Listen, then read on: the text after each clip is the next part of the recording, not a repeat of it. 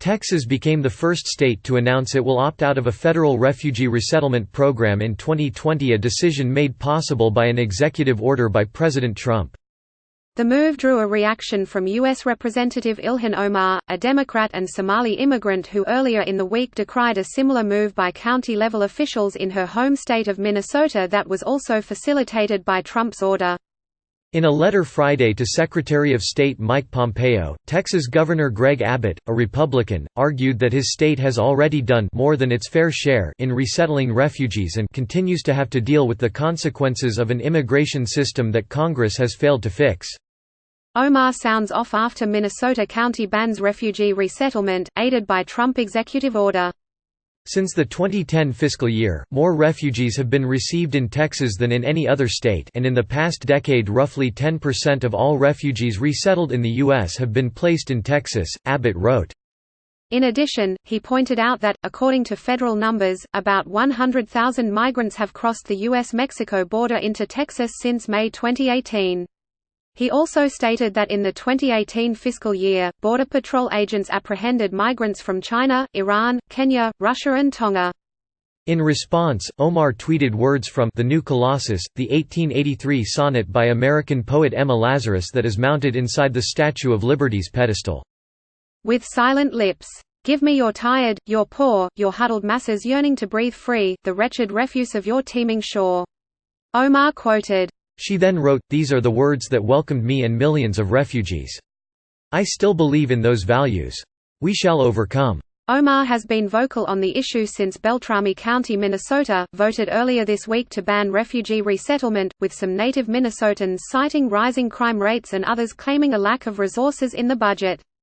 Last September, Trump signed an executive order requiring that resettlement agencies get written consent from state and local officials in any jurisdiction where they want to help resettle refugees beyond June 2020. The president cut the number of refugees allowed into the country for the 2020 fiscal year to a historic low of 18,000. About 30,000 refugees were resettled in the U.S. during the previous fiscal year. Texas has large refugee populations in several of its cities and has long been a leader in settling refugees, taking in more than any other state during the 2018 governmental fiscal year, according to the United Nations High Commissioner for Refugees.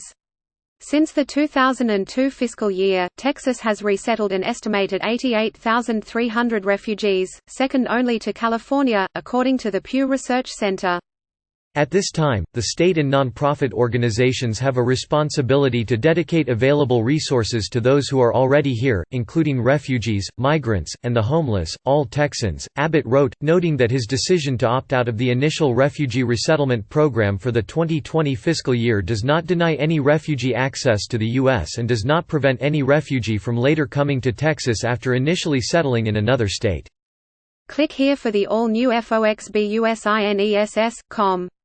The mayors of major Texas metropolitan areas, including San Antonio, Dallas and Houston, which all have seen recent growing Democratic leadership, sent the federal government letters saying they remain willing to welcome refugees despite the state action.